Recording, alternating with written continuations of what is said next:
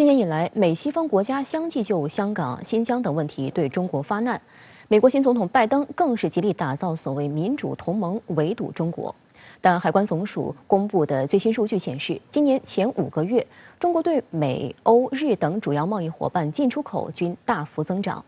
有观点认为，美西方出于政治私利，频频释放所谓脱钩信息，但经贸的强劲表现说明，除了与中国加强合作与联系外，别无选择。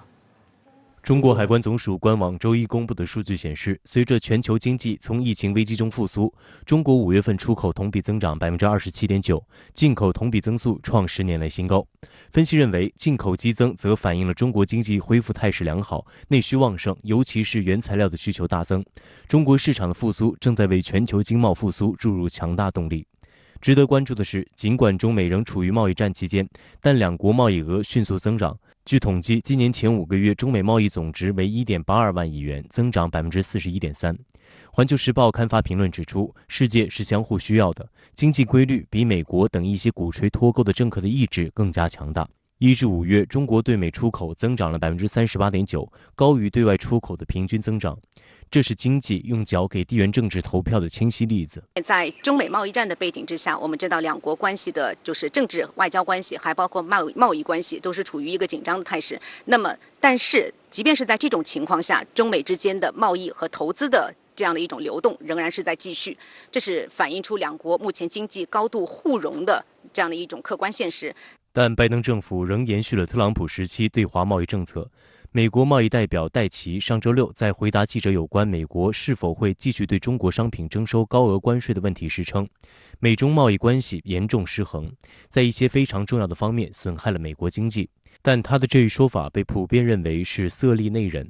英国金融时报称，拜登政府至今未逆转特朗普对华关税政策，令美国企业十分焦虑。美媒还称，拜登基础设施建设计划正受到水泥、钢铁等物资严重短缺的威胁。美国媒体称，戴奇发表上述言论之际，中美两国正在加强经济讨论。中国副总理刘鹤近来分别与戴奇和美国财政部长耶伦进行了电话及视频交谈。中国商务部表示，这些会谈表明双方已经重新开始正常沟通。他这个讲法，那么其实就是在为接下来那么中美之间可能要继续进行的这个，比如说第一阶段这个贸易的执行的情况，双方可能要进行这样的一个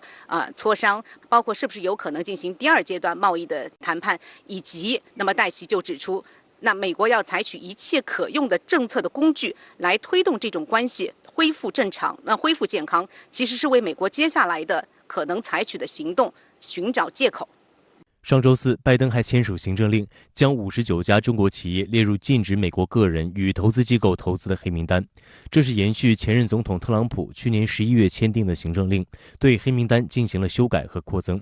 但与特朗普政府单挑不同的是，拜登政府极力拉拢所谓价值观相近的国家形成同盟，在政治、军事、经济等方面对中国全方位施压。深圳卫视注意到，在政治上，拜登政府这一招似乎产生了一些效果。中国的主要贸易伙伴如欧盟、日本，近段时间以来频繁跟随美国起舞，在涉港、涉疆甚至台湾问题上对华发难。而在与中国的经济脱钩问题上，尽管中欧投资协定暂时遇到了障碍，但欧洲方面并未跟随美国。中国欧盟商会周二发布的年度调查显示，欧洲公司中有近60%计划在2021年扩大其中国业务，高于去年的51%。大约一半的受访者表示，中国的利润率高于全球平均水平，比例高于1年前的38%。分析认为，中国在全球产业链和供应链中的重要地位已经难以被取代，强大的中国市场已经成为跨国企业无法忽视的利润来源。德国慕尼黑水星报周一称，中国已经超过美国成为欧盟最大的贸易伙伴，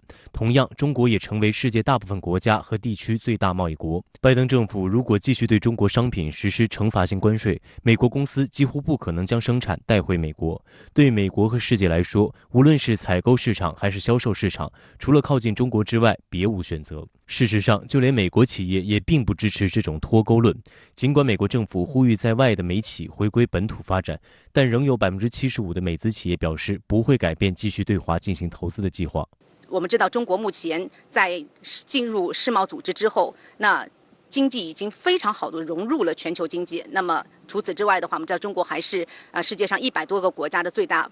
贸易伙伴。那么我们知道中国有非常庞大的这个市场的需求，在这种情况下的话，那西方任何的这个围堵，那么它都要考虑对自身来说它会造成怎样的一个经济的后果，所以也就是出现目前它在经济层面都会比较犹豫的正冷经热的这样的一个现状。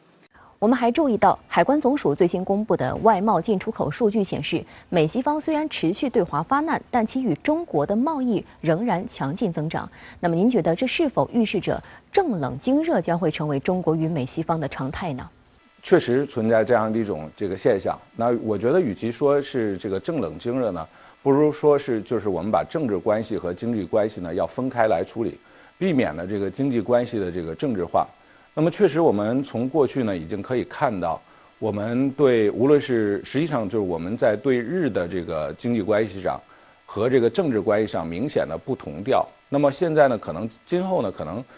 包括对美国、对一些这个少数的西方发达国家，可能都会出现这样的这个情况。